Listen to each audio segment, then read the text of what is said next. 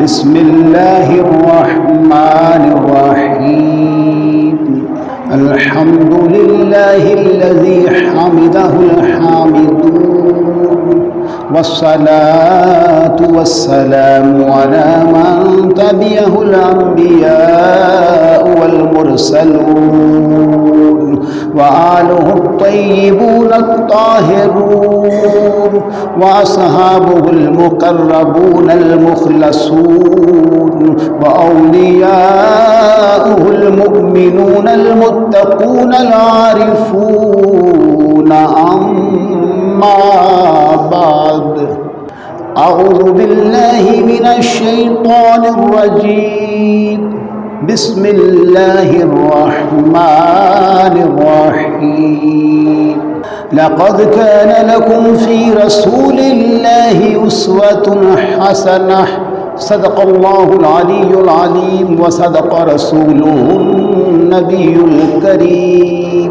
بلغ العلا بكماله کشف الدجا بجماله حسن جمیع خصاله صلوا علیہ وآلہ۔ اللہ کو دوستی حمد و ثنا نبی مکرم نور مجسم صلی اللہ علیہ وآلہ وسلم کی بارگاہ عالیہ میں ہدیہ درود، ہدیہ سلام اور ہدیہ نعت کرنے کے بعد سامعین محترم، آج کی ہماری گفتگو کا عنوان ہے برکت سنت۔ جو بندہ مومن نبی مکرم علیہ السلام کو اپنا رہبر و رہنما تسلیم کر کے ان کے نقش قدم پر چلتا ہے، اللہ قدوس اسے کیا انعامات عطا فرماتا ہے۔ رب قدوس نے سورہ احزاب کے اندر فرمایا لَقَدْ كَانَ لَكُمْ فِي رَسُولِ اللَّهِ أُسْوَةٌ حَسَنَةٌ، تحقیق تمہارے لیے نبی مکرم علیہ السلام کے اسوہ احسن جو ہیں، بہترین نمونہ ہیں۔ اپنی گفتگو سے پہلے لفظ سنت کی تعریف کرنا چاہوں گا، کیونکہ اہل علم کا دستور ہے کہ جب بھی وہ کسی فن پر بات کرتے ہیں تو پہلے اس کی تعریف یا ڈیفینیشن کی جاتی ہے۔ تو کتاب و تعریفات میں میر سید شریف جرجانی رحمہ اللہ نے لفظ سنت کی تعریف کرتے ہوئے لکھا فَالسُّنَّةُ، پس سنت کیا ہے یا سنت یہ ہے ما واظب النبی صلی اللہ علیہ وآلہ وسلم علیہا ما ترکی احیانا، یعنی سنت وہ عمل ہے جس پر نبی مکرم علیہ السلام نے ہمیشگی اختیار فرمائی ہو، جبکہ کبھی کبھار اس کا ترک بھی ثابت ہو۔ یہ تھی سنت کی ڈیفینیشن۔ اب بخاری شریف کے اندر نبی مکرم علیہ السلام نے صحابہ کو اپنی سنت کی ترغیب کس انداز سے عطا فرمائی، ایک حدیث مبارک پیش کر رہے ہیں جس کا نمبر ہے 5063۔ الفاظ کو سماعت کیجیے۔ انس بن مالک فرماتے ہیں کہ جاء ثلاثۃ رہط الی بیوت ازواج النبی صلی اللہ علیہ وآلہ وسلم یسألون عن عبادت النبی علیہ الصلوۃ والسلام، کہ 3 افراد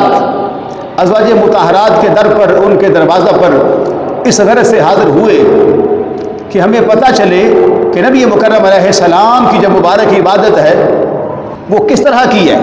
آپ کس طرح عبادت فرماتے ہیں۔ فلما اخبروا کانہم تقالوها، جب انہیں خبر دی گئی کہ نبی مکرم علیہ السلام کے یہ معمولات ہیں، آپ کا یہ طریقہ کار ہے، تو انہوں نے وہاں پر ایک جملہ کہا جو اس بات کی دلیل ہے کہ بخاری شریف کے اندر صحابہ کا عقیدہ انتہائی اختصار کے ساتھ فرمانے لگے فقالوا وَأَيْنَ نَحْنُ مِنَ النَّبِيِّ علیہ الصلوۃ والسلام۔ ترجمہ یہ بنتا ہے کہ انہوں نے کہا کہ ہم اللہ کے نبی کے جیسے نہیں ہو سکتے، اور یہ بات بالکل عقلی طور پر، نقلی طور پر قرآن و سنت سے ثابت ہے کہ آقا کا مقام رب قدوس نے سب سے اعلیٰ اور عرفہ رکھا ہے۔ امتی کا کام ہے ان کے نقش قدم پر چلنا، اور ان کے نقش قدم پر چلنے کے بعد ان کی سیرت طیبہ کو ملحوظ رکھتے ہوئے رب قدوس کی رضا اور خوشنودی کو حاصل کرنا۔ اور ساتھ کہا قد غفر له ما تقدم من ذنبه وما تأخر، ان کی تو شان یہ ہے کہ ان کے سبب اللہ قدوس نے ان کے اندر وہ تمام ایسے اسباب ذنب کے وہ یعنی ختم فرما دیے ہیں۔ اب بڑی توجہ سے وہ 3 لوگ جو ازواج مطہرات رضی اللہ عنہ کے دروازوں پر گئے تھے، انہوں نے اب کیا ارادہ کیا، یہ ہمارے لیے بہت بڑا سبق ہے۔ قال احدهم، پہلے نے کہا، اما انا فانی اصلی اللیل ابدا، میں تو اب ہر رات نماز میں گزارا کروں گا، گویا کہ ایک لمحے کے لیے بھی آرام نہیں کروں گا، ساری رات شب بیداری کر کے رب قدوس کی رضا اور خوشنودی حاصل کروں گا۔ وقال الاخر، اور دوسرے نے کیا کہا، ایک نے کہا ساری رات آرام نہیں کروں گا، نیند پوری نہیں کروں گا، بلکہ ساری رات اللہ اللہ کروں گا۔ دوسرے نے کہا انا اصوم الدہر ولا افطر، میں روزانہ روزہ رکھوں گا، کبھی بھی ناغہ نہیں کروں گا، کبھی بھی افطار نہیں کروں گا۔ اور تیسرے نے کہا وقال آخر، اور اس کے بعد والے کہنے لگے انا اعتزل النساء فلا اتزوج ابدا، میں تنہا رہوں گا، شادی نہیں کروں گا، نکاح نہیں کروں گا۔ اب جب تینوں دیوانے، اور یہ کون لوگ تھے، یہ صحابہ تھے، اور یہ ان کا عمل کہ ساری رات رب کی نماز ادا کروں گا، سارا سال روزے رکھوں گا، اور زندگی بھر میں تخلیہ اور اکیلا رہوں گا، شادی نہیں کروں گا، یہ تھا صحابہ کا ذوق عبادت اور ان کا شوق سجود۔ اب دیکھنا یہ ہے امام الانبیاء علیہ السلام نے ان کے اس شوق عبادت پر جو انہیں درس دیا وہ کیا ہے، امت کو جو تعلیم عطا فرمائی وہ کیا ہے۔ فجاء رسول اللہ صلی اللہ علیہ وآلہ وسلم الیہم، جب یہ وہ آپس میں تکرار کر رہے تھے، آپس میں یہ اظہار کر رہے تھے، گفتگو چل رہی تھی، تو اسی دوران نبی مکرم علیہ السلام کی وہاں جلوہ گری ہوئی، آپ وہاں تشریف لائے۔ حدیث کے الفاظ فقال انتم الذین قلتم کذا وکذا، آپ نے آ کر فرمایا کہ تم یہی باتیں کر رہے تھے، گویا کہ جو باتیں آپ کر رہے تھے میں نے ساری باتیں سماعت فرما لی ہیں، ساری باتیں میرے علم مبارک میں آ چکی ہیں۔ اب بظاہر تو لگتا ہے کہ بہت بڑی نیکی ہے کہ زندگی بھر بندہ سوئے نہ، رات ساری اللہ اللہ کرے، زندگی بھر بندہ روزہ رکھے، افطار نہ کرے، زندگی بھر بندہ تنہا رہے، شادی نہ کرے، لیکن اس مقام پر، اس موقع پر نبی مکرم علیہ السلام نے جو امت کو تعلیم عطا فرمائی، اگر اس تعلیم کو سینے سے نہ لگایا جائے تو اہل ایمان ہمیں معراج نصیب نہیں ہو سکتی، ہمیں کبھی رب کا عرفان نصیب نہیں ہو سکتا، ہمیں کبھی قرب مصطفیٰ نصیب نہیں ہو سکتا۔ اما واللہ انی لاخشاکم للہ واتقاکم لا، فرمایا اللہ کی قسم کھا کر کہتا ہوں، حالانکہ کسی بھی نبی کو اپنی صداقت کے لیے، اپنی شہادت کے لیے، اپنی نبوت کے لیے، اپنی رسالت کے لیے قسم کھانے کی تو حاجت ہی نہیں ہوتی، وہ تو سارے کے سارے اللہ قدوس کی جانب سے سند یافتہ ہوتے ہیں، اتھینٹک ہوتے ہیں، مسلم ہوتے ہیں، کسی بھی نبی کی نبوت میں شک کی گنجائش نہیں ہے، کسی بھی رسول کی رسالت میں بدگمانی کی گنجائش نہیں ہے۔ باوجود فرمایا واللہ انی لاخشاکم للہ، میں اللہ کی قسم کھا کر کہتا ہوں۔ عام لوگ اس کا ترجمہ کرتے ہیں لاخشاکم للہ کہ میں سب سے بڑھ کر اللہ سے ڈرنے والا ہوں، لیکن میرا دل یہ کرتا ہے کہ اس کا ترجمہ یہ کیا جائے کہ میں سب سے بڑھ کر خشیت الہی کا پیکر ہوں، اور پھر فرمایا واتقاکم، اور میں ہی سب سے بڑھ کر تقوی کے منصب پر فائز ہوں۔ یہ دونوں لفظ اخشا اور اتقا، اس میں تفضیل کہا جاتا ہے، جس کا مطلب یہ ہے کہ یہ سپرلیٹو ڈگری ہے، یعنی نبی مکرم علیہ السلام خشیت الہی ہو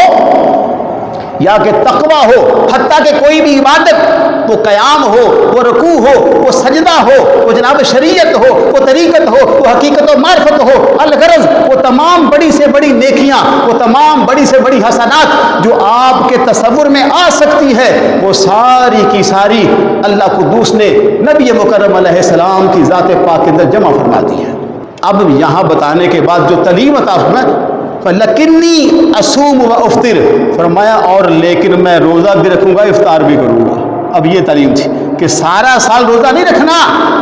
بلکہ روزہ رکھنا بھی ہے، افطار بھی کرنا۔ پھر فرمایا وَأُصَلِّي وَأَرْقُدُ، فرمایا میں نماز بھی ادا کروں گا اور میں محو استراحت بھی ہو جایا کروں گا، میں کچھ دیر کے لیے آرام بھی کر لیا کروں گا۔ اور پھر تیسری بات فرمائی وَأَتَزَوَّجُ النِّسَاءَ، میں نکاح بھی کروں گا خواتین کے ساتھ۔ اور یہاں فرمایا فمن رغب عن سنتی فلیس منی، یاد رکھو جس نے میری سنت سے اعراض کیا وہ مجھ سے نہیں ہے۔ تو پتہ چلا کہ نبی مکرم علیہ السلام کا طریقہ مبارک اور آپ کی مبارک سنت کو ہر وقت مسلمان کے لیے تھام کر رکھنا لازم و ملزوم ہے۔ اور اس کے بعد بات کو اور قریب کرتے ہوئے ترمذی شریف کے اندر 2678 نمبر پر یہ مبارک حدیث موجود ہے، اور میں سمجھتا ہوں کہ مجھ سمیت یہ ایک ایسی حدیث پاک ہے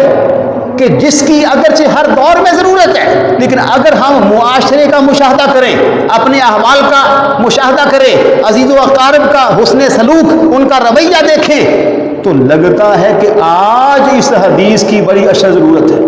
اگرچہ ہر دور میں ہے، لیکن آج اشد ضرورت کیوں ہے؟ حدیث کے الفاظ ہیں، قال انس بن مالک رضی اللہ عنہ، انس بن مالک اللہ اکبر، جنہوں نے مسلسل نبی مکرم علیہ السلام کی خدمت میں 10 سال گزار دیے، ہائے ہائے ہائے، کتنی خوش نصیب تھی وہ آنکھیں جو جب بھی تکتی تھی رخ بددہا کو تکتی تھی، کتنے خوش نصیب تھے ان کے مبارک ہاتھ جب بھی اٹھتے تھے مصطفیٰ کریم علیہ السلام کی خدمت کے لیے اٹھتے تھے، کبھی میرے آقا علیہ السلام کے وضو کا اہتمام فرماتے تھے اور کبھی میرے نبی کے نالین کو اٹھا لیا کرتے تھے۔ قال لی، فرماتے ہیں مجھ سے، فرمایا کیا؟ کس نے؟ قال لی رسول اللہ صلی اللہ علیہ وآلہ وسلم، مجھ سے نبی مکرم علیہ السلام فرمایا کیا؟ یا بنیا، انداز دیکھیے، یا بنیا، اے بیٹے۔ اب اپنے خادم کو اس شفقت بھرے انداز سے بلانا، اس کریمانہ انداز سے بلانا، یا بنیا، ہائے ہائے ہائے، کتنا رشک آتا ہوگا جناب انس بن مالک کو اپنے مقدر اور قسمت پر کہ جس لمحہ ان کو نبی مکرم علیہ السلام اس حسن اخلاق سے، اس حسن کرم سے، اس مہربانی سے یاد فرماتے، یا بنیا، اے بیٹے، ان قدرت ان تصبح وتمسی، فرمایا اگر ہو سکے نا تو صبح و شام یہ کیا کر، اگر ہو سکے تو صبح و شام ایسا کیا کر، کیسا؟ لیس فی قلبک غش لأحد فافعل، کہ تیرے دل کے اندر کسی کے بارے میں غش نہیں ہونا چاہیے۔ غش کا معنی، غش عربی میں اس کا مطلب ہے کھوٹ، حسد، کینہ۔ فرمایا بیٹے صبح و شام اس حال میں گزارا کر کہ تیرا جو دل ہے نا اس کے اندر کسی بھی مسلمان کے بارے میں، کسی بھی مومن کے بارے میں کبھی کھوٹ نہیں ہونی چاہیے، کبھی کینہ نہیں ہونا چاہیے۔ اور پھر آگے فرمایا ثم قال لی یا بنیا، فرماتے پھر میرے لیے یہ فرمایا، اے بیٹے، وذالک من سنتی، فرمایا کہ اس دل سے کینہ کو پاک رکھنا، دل سے کھوٹ کو نکال کر رکھنا، یہ مجھ محمد عربی کریم کی سنت ہے۔ پتہ چلا کچھ سنتیں ظاہری طور پر ہوتی ہیں، کچھ سنتیں باطنی طور پر بھی ہوتی ہیں، اور سنت کا اطلاق اولیاء ظاہر پر بھی کرتے ہیں، عرفاء اپنے باطن پر بھی کرتے ہیں۔ تو یہاں بات مکمل نہیں فرمائی بلکہ فرمایا ومن احیا سنتی فقد احبنی، فرمایا جو میری سنت کو زندہ کرتا ہے وہی تو میرے ساتھ محبت فرماتا ہے۔ یہ ہے نقطہ، جو میری سنت کا احیاء کرتا ہے، جو میری سنت کو زندہ کرتا ہے، حقیقت میں وہی میرا محب ہے، وہی میرا عاشق ہے۔ آج لوگ اپنے ہی خیال میں عاشق بنتے ہیں، نہ چہرے پہ داڑھی سجاتے ہیں، نہ سر پہ ٹوپی رکھتے ہیں، نہ دستار رکھتے ہیں، نہ جناب تسبیح و تحلیل کرتے ہیں، نہ حلال و حرام میں تمیز کرتے ہیں، نہ خانہ خدا میں آ کر سر کو جھکاتے ہیں اور عشق رسول کا دعویٰ کرتے ہیں۔ ہم اپنے خیال میں جو مرضی بنتے پھرے، بات تو یہ کہ رب کی بارگاہ سے مہر لگے کہ واقعی یہ عاشق رسول ہے۔ اور پھر آگے بہت بڑا انعام عطا فرمایا اس مومن کامل کے لیے جو اپنے سینہ کو کینہ سے پاک کرے اور میرے آقا علیہ السلام کی مبارک سنت کا احیاء کرے، اس کو زندہ کرے۔ فرمایا ومن احبنی کان معی فی الجنہ، جو بندہ میرے ساتھ محبت کرے گا میں جنت میں اپنا ساتھ عطا کروں گا۔ جنت کتنا بڑا انعام ہے، اور پھر جنت کے اندر جا کر قرب مصطفیٰ، دیدار مصطفیٰ، جو چہرہ وہ عارض جس کو رب تکتا ہے، جب ہم اللہ کے فضل سے ان کا مبارک چہرہ دیکھیں گے تو وہ کیسے لمحے ہوں گے، کیسی وہ ساعتیں ہوں گی۔ اہل ایمان، آج اس بات کی ضرورت ہے کہ میں اور آپ نبی مکرم علیہ السلام کی مبارک سنت کو اپنے ظاہر پر بھی لگائیں اور اپنے باطن پر بھی لگائیں۔ اور سامعین محترم، جو میں نے مبارک آیت تلاوت کی ہے، یہ میرے پاس تفسیر آرائس البیان۔ آج کل ہمیں بہت سارے افکار، بہت ساری سوچیں، بہت سارے نظریات کا سامنا ہے،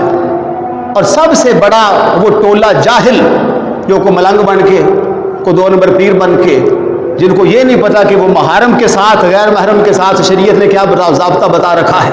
اور وہ اپنے آپ کو پیر سمجھتے ہیں، وہ اپنے آپ کو فقیر کہتا ہے، جو کسی کے من میں آتا ہے وہ کہہ دیتا ہے۔ تو میں نے ایک ایسے ولی کامل جو العارف باللہ، چوٹی کے عاشق رسول، جنہوں نے بتایا کہ اللہ راضی کیسے ہوتا ہے، اور نبی علیہ السلام کی سنت کو چھوڑ کر نہیں، اس سے منہ موڑ کر نہیں،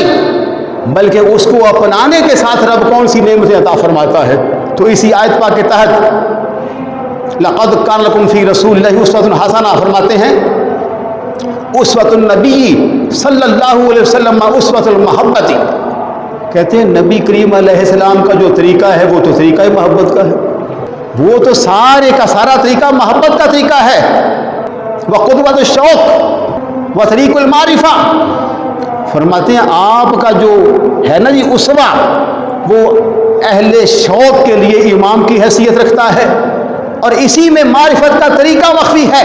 الذی یبلغ المقتدی الی الحق بلا حجاب، فرماتے ہیں یہی وہ اسوہ ہے جو ایک مقتدی کو، ایک سالک کو کیا کرتا ہے؟ اللہ کو دور سے بلا حجاب قرب عطا کر دیتا ہے، غیریت کے پردے چاک ہو جاتے ہیں، پھر وہ اس مقام پر فائز ہوتا ہے کہ وہ کہہ اٹھتا ہے کہ غیر خدا کی اس لیے مجھ کو خبر نہیں، جسے میں دیکھتا ہوں وہ میری نظر نہیں۔ روتی ہے اس لیے کہ ہے ناداں دوئی پسند، روتی ہے اس لیے کہ ہے ناداں دوئی پسند، آگاہ راز دل سے میری چشم تر نہیں۔ دل کی دنیا اور ہے، آنکھ کی دنیا اور ہے۔ بعد میں فرمایا وَإِلَىٰ مَحَبَّةِ الْكُبْرَىٰ، اور بہت بڑی محبت کی جانب لے جاتی ہے۔ اور آگے آپ نے دوسری آیت پاک کی دلیل دی، قُلْ إِن كُنتُمْ تُحِبُّونَ اللَّهَ فَاتَّبِعُونِي يُحْبِبْكُمُ اللَّهُ، اور اس کے بعد حضرت امام باقر، امام حسین کے بیٹے زین العابدین، ان کے بیٹے جو آل نبی اور صحابہ سے یہ لوگ فیضیات تھے، تابعین سے فیضیات تھے، انہوں نے کیا کہا؟ آج لوگ کہتے ہم اماموں کو مانتے ہیں، نہ نماز کی حاجت نہ قرآن کی پرواہ، کمال ہے یار، یہ تو دیکھو کہ ان کی تعلیمات کیا ہیں۔ اقبال نے کہا نا، گنوا دی ہم نے جو اسلاف سے میراث پائی تھی، ہائے ہائے ہائے، گنوا دی ہم نے جو اسلاف سے میراث پائی تھی، سریا سے زمین پر آسمان نے ہم کو دے بائے۔ کہتا ہے پستی کا سبب، رسوائی کا سبب، ذلت کا سبب یہ ہے کہ تو نے قرآن کو، حدیث کو اور اللہ والوں کی تعلیمات کو پس پشت ڈالا ہوا ہے۔ جب قرآن کو سینے سے لگائے گا نا، سنت کو سینے سے لگائے گا، اور اولیاء کاملین کے مبارک سماح حیات کو پڑھے گا کہ انہوں نے رب کو راضی کیسے کیا ہے،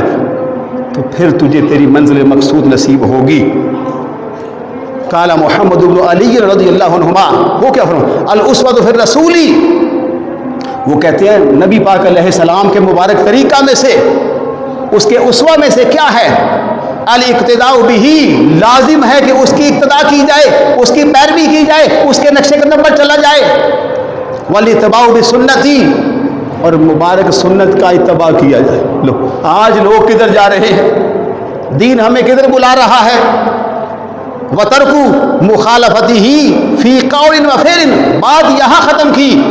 کہ کسی بھی فعل کے اندر، کسی بھی قول کے اندر نبی مکرم علیہ السلام کی سنت کی مخالفت نہ کی جائے۔ آج جھوٹ عام ہو چکا، کم تولنا عام ہو چکا، بہنوں اور بیٹیوں کی حق کھانا عام ہو چکا، اور دعوے مسلمانی کے اقبال نے کہا یوں تو سید بھی ہو، مرزا بھی ہو، افغان بھی ہو، تم سبھی کچھ ہو، بتاؤ مسلمان بھی ہو تم؟ مسلمانی پیدا کرو اپنے اندر، قوت ایمانی پیدا کرو اپنے اندر۔ ایک حدیث مبارک جو امام مالک، امام مدینہ رضی اللہ عنہ، کیسے وہ خوش نصیب لوگ تھے جو عالی شان منصب پر معطر اور معمر مہک اور ماحول کے اندر نبی مکرم علیہ السلام کی حدیث کا درس دیا کرتے تھے، اور سینکڑوں میل دور لوگ پیدل، اور کبھی اونٹوں پر، کبھی دراز گوشت پر، کبھی خچروں پر، کبھی گھوڑوں پر، اس لیے چل کے آتے تھے کہ اللہ کے حبیب مکرم علیہ السلام کی مبارک زبان سے نکلے ہوئے الفاظ میرے بھی دل کو منور کر دے، میرے بھی ذہن میں اجالا پیدا کر دے۔ یہ حدیث موطا امام مالک کے اندر اور امام حاکم کی مستدرک کے اندر موجود ہے۔ امام مالک کہتے ہیں نبی مکرم علیہ السلام فرمایا ترکت فیکم امرین، میں تمہارے اندر دو چیزیں چھوڑ کر جا رہا ہوں، توجہ، ترکت فیکم امرین، تمہارے اندر دو چیزیں چھوڑ کر جا رہا ہوں، توجہ، اگرچہ بہت کچھ چھوڑا ہے لیکن یہاں دو ایسی چیزوں کا ذکر فرمایا کہ اور ساتھ گارنٹی دی۔ کوئی ڈاکٹر کہہ دینا جی، بندہ ہارٹ پیشنٹ ہو نا، دل کا دورہ پڑا ہو، تو کوئی ڈاکٹر صاحب کہہ دینا جی اس کا بائی پاس کر لیں یا کروا لیں تو زندگی بچ جائے گی، تو دیکھا ہے لوگ 10 15 20 لاکھ روپیہ لگا لیتے ہیں جگر کو تبدیل کرنے کے لیے، لیور ٹرانسپلانٹ کرنے کے لیے لوگ کروڑ روپیہ خرچ کر لیتے ہیں کہ جان بچ جائے۔ آپ کو مبارک ہو، میں وہ نسخہ کیمیا بتا رہا ہوں جو کسی ڈاکٹر کا نہیں، کسی حکیم کا نہیں، بلکہ رب کے حبیب کا فرمایا ہوا ہے۔ اور یاد رہے، ہو سکتا ہے کہ ڈاکٹر بائی پاس کرے، مریض دم توڑ دے، ہو سکتا ہے کہ جگر تبدیل کیا جائے، مریض دم توڑ دے، لیکن میرے نبی کا فرمایا ہوا کلیہ کبھی ایسا ہو نہیں سکتا کہ کارگر ثابت نہ ہو۔ میرا یقین کامل ہے، ساری امت کا یقین کامل ہے، تمہارے منہ سے جو نکلی وہ بات ہو کے رہی، جو دن کو کہہ دیا شب ہے تو رات ہو کے رہی، اس زبان سے قرآن نکلا ہے۔ رومی کیا کہتے ہیں؟ گرچہ قرآن از لب پیغمبر است، اللہ اکبر، گرچہ قرآن از لب پیغمبر است، اگرچہ قرآن آقا علیہ السلام کی مبارک زبان سے نکلا ہے، ہر چے گوید حق نہ گفتو کافر است، اگر کوئی یہ کہہ دے کہ حق کا کلام نہیں، فرماتے کافر ہو جائے گا۔ کلام اللہ کا ہے، نکلتا کریم آقا کی زبان سے ہے، ماننا پڑ گیا کہ زبان مصطفیٰ ہے، کلام خدا ہے، کیونکہ رب پاک منزہ صورتہ تو نہ خدا دا منہ نہ خدا دے لب، رب کرے کلام قرآن اندر پلا رب دے کوئی بکھا دے لب، وہی بیچ کے رب حضور اتے آکھے میرے حبیب ہلا دے لب، رب دو دیوانیاں بول دائی جو ہل دے نے مصطفیٰ دے لب۔ اور سنت کی اہمیت، ہم خوش نصیب ہیں الحمدللہ کہ جن کے دامن میں ہیں تو ہم ایک ادنا ذرہ ناچیز بھی ہماری ہستی نہیں، لیکن الحمدللہ رب العالمین کہ ہمارے سینہ کے اندر ان لوگوں کی محبت اور ان کی اقتداء کا ذوق اور شوق ضرور موجود ہے جو رب کی بارگاہ کے بڑے مقبول اور بڑے محبوب لوگ ہیں۔ میں ایک حوالہ ایسا پیش کر رہا ہوں، آج یہ بعض انجینئر بنے پھرتے ہیں، مرزا بنے پھرتے ہیں، اور میرے آقا علیہ السلام کی عطا فرمائی ہوئی تعلیم کی مخالفت کرتے ہیں۔ کبھی تعلیمات علی بن عثمان حجویری المعروف داتا گنج بخش کی، کبھی سیدی غوث العظم کی، کبھی دیگر اولیاء کاملین کی۔ میں صرف ایک چھوٹی سی بات، کتاب کا نام ہے مدارج السالکین، مصنف ہے ابن قیم جوزی، اور افسوس تب ہوتا ہے جب لوگ ابن قیم کو تو مانتے ہیں لیکن جو ابن قیم نے جن کو مانا ہے ان کو نہیں مانتے۔ مجھے بھی دکھ ہوتا ہے کہ تمہارے بڑے جن کی عظمت کو سلام کرتے تھے، تم کیسے بڑوں کے بے ادب نکلے، تم کیسے بڑوں کے نافرمان نکلے۔ تمہارے بڑے ہمیشہ ان کو سلام کرتے رہے اور تم ان کو تو مانتے ہو، اور جن کو وہ مانتے تھے ان کو انکار کر کے ان کی روحوں کو کیوں تڑپاتے ہیں۔ توجہ چاہوں گا، ابن قیم نے اس کتاب کا صفحہ نمبر 615 ہے، چھوٹی سی بات، ہم وہ خوش نصیب ہیں کہ ابن قیم جیسے ہمارے اکابر کے اقوال کو دلیل بنا کر اپنے موقف کو مضبوط اور مستحکم کرتے ہیں۔ جنید بغدادی رحمہ اللہ جن پر آئے لوگ تنقید کرتے ہیں یہ صوفی کیا ہوتے ہیں، یہ شیخ کیا ہوتے ہیں، میں نے پہلے ابتدا میں 2 نمبر لوگوں کا رد کیا، وہ جھوٹا تو نبوت کا بھی لانتی لوگوں نے دعویٰ کر دیا مرزا جیسے۔ اس کا مطلب یہ نہیں کوئی جھوٹا لانتی نبی ہونے کا دعویٰ کرے تو سچا نبی موجود نہیں، کوئی جھوٹا لانتی رسول ہونے کا دعویٰ کرے تو سچے مرسلین موجود نہیں، کوئی جھوٹا پیر ہونے کا دعویٰ کرے تو مطلب یہ نہیں کہ سچے اللہ کے ولی موجود نہیں، یہ مطلب نہیں ہے۔ ہماری رسائی نہ ہو تو الگ بات ہے، وہ کون لوگ جن کے بارے میں اقبال نے کہہ دیا کہ انوکھی وضع ہے سارے زمانے سے نرالے ہیں، یہ عاشق کون سی بستی کے یارب رہنے والے ہیں، وہی تو لوگ ہیں نا، یہی اللہ والے ہیں۔ نہ تخت و تاج میں نہ لشکر و سپاہ میں ہے جو بات مرد کلندر کی بارگاہ میں ہے۔ زندگی ساری ہم گھر میں بیوی کے پاس گزار دیں، بچوں کے پاس گزار دیں، تو پھر ہم کہیں ہم کلندر بن جائیں، پھر ہم کہیں ہم عارف باللہ بن جائیں، پھر ہم کہیں ہم عاشق رسول بن جائیں، ان کے حقوق بھی پورے کرنے ہیں، حقوق العباد بھی پورے کرنے ہیں اور حقوق اللہ بھی پورے کرنے ہیں، اس کے بین بین رہتے ہوئے اللہ قدوس کی معرفت کے جام نوش کرنے ہیں، یہ کمال ہے۔ تو کیا لکھا؟ قال سید الطائفہ لکھا، وہ شیخہم، فرماتے سید الطائفہ نے جو ہمارے شیخ ہیں انہوں نے کیا کہا؟ الجنید بن محمد رحمہ اللہ۔ بڑی کام کی بات ہے، بات تو ایک لائن کی ہے لیکن بڑی قیمتی ہے۔ سونا تھوڑی مقدار میں بھی ہونا تو ہوتا قیمتی ہے، لوہا زیادہ مقدار میں بھی ہو تو سونے کی برابری نہیں کر سکتا، حالانکہ دونوں کا خالق اللہ ہے، کہنے کو دونوں دھاتے ہیں۔ فرماتے ہیں الطرق کلھا مسدودۃ علی الخلق، فرماتے ہیں مخلوق پر سارے کے سارے راستے بند ہیں، اب راستہ کھلا کون سا ہو؟ منزل مقصود پر پہنچنا جو ہے تو کیسے جائیں گے؟ الا علی من افتقا آثار الرسول، کہتے ہیں جنید بغدادی رحمہ اللہ نے فرمایا ہے کہ اللہ قدوس نے مخلوق کے لیے سارے دروازوں کو بند کر دیا ہے، ہاں فقط ایک، اور فقط ایک دروازہ کھلا ہے، کون سا؟ وہ سنت رسول والا دروازہ کھلا ہوا ہے۔ جو مسلمان سنت رسول والے دروازے سے چل کر جائے گا اللہ قدوس اسے اپنا قرب بھی عطا کرے گا، اسے اپنی رضا بھی عطا فرمائے گا۔ اور امام شافعی رحمہ اللہ، جن اماموں کی تعلیمات ہر ولی نے، وہ جناب داتا حجویری ہو، خواجہ اجمیری ہو، گنج شکر ہو، سرکار یعنی شیخ عبد القادر جیلانی المعروف سید غوث اعظم رحمہ اللہ، کوئی بھی ہو، جنہوں نے فقہی احکام ان سے سیکھ کر فقہ کے مطابق زندگیاں گزاری۔ امام شافعی کیا کہتے ہیں، شفاشی میں موجود ہے کیا، لیس فی سنت رسول اللہ الا اتباعها۔ امام شافعی فرماتے ہیں، اے بندہ مسلمان اس بات کو یاد رکھ، جب تک تو نبی مکرم علیہ السلام کی مبارک سنت کو نہیں اپنائے گا، تیرے لیے کامیابی کا راستہ ہے کوئی۔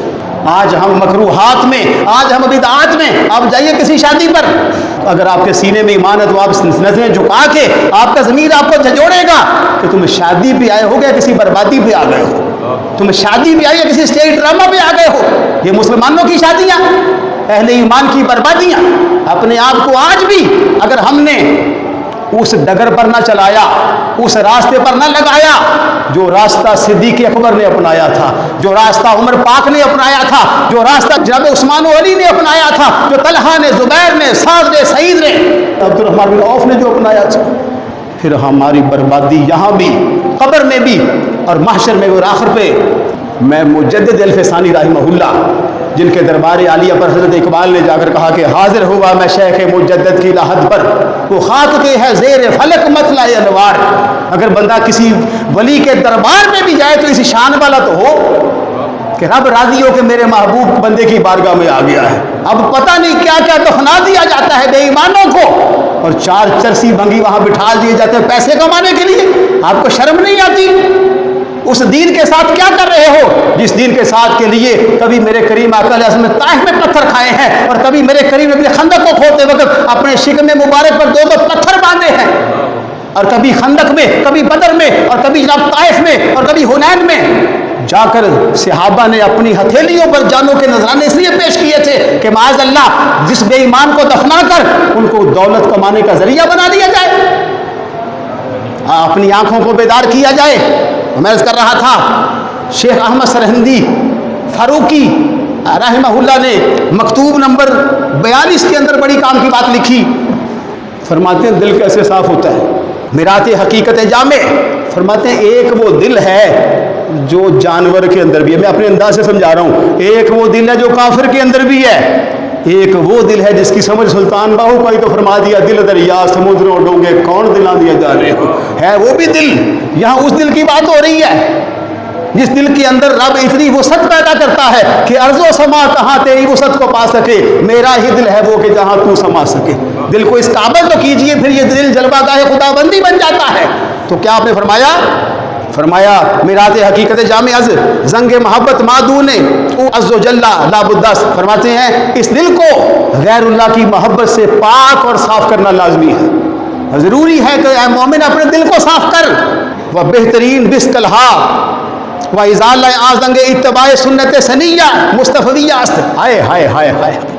فرماتے ہیں اس دل کو صاف کرنے کی جو بہترین دوا ہے جس میں رب نے رکھی شفا ہے وہ تیرے نبی کی عظیم اور روشن سنت ہے۔ آج لوگ چرسوں پہ، آج لوگ بھنگوں میں سکون ڈھونڈتے ہیں، نہیں، آج بھی اگر رب کی بارگاہ میں کسی کو عظمت عطا کی جائے گی تو سنت مصطفیٰ کے صدقے میں عطا کی جائے گی۔ تو پھر کہا علی مستریہا الصلاۃ والسلام و تحیہ کہ مدار ای بر رفع عادات نفسانی و دفع رسوم ظلمانی است، فرماتے ہیں یہی وجہ ہے کہ عادات نفسانی کو اور رسوم ظلمانی کو ختم کرنے کے لیے نبی مکرم علیہ السلام کی سنت بڑا کام کرتی ہے۔ اور یاد رہے 1,00,000 کا اجتماع ہو جائے، جو کچھ مرضی ہو جائے، آج بھی کفار کا دل تب تڑپتا ہے جب کوئی مسلمان چہرے پہ داڑھی رکھ کے دعویٰ کرتا ہے کہ میں سرکار کا غلام ہوں۔ فرمایا لمن شرف بہذہ النعمت العظمی، فرماتے ہیں خوشخبری ہے اس شخص کے لیے جس کو اللہ قدوس نے اس نعمت کا شرف عطا فرمایا، اس نعمت سے مالا مال فرمایا۔ اور پھر فرماتے ہیں وَوَيْلُ لِمَنْ حُرِمَ مِنْ هَذِهِ الدَّوْلَةِ الْقُصْوَى، افسوس ہے اس بندے پر جو اس سنت کی برکات سے محروم ہے۔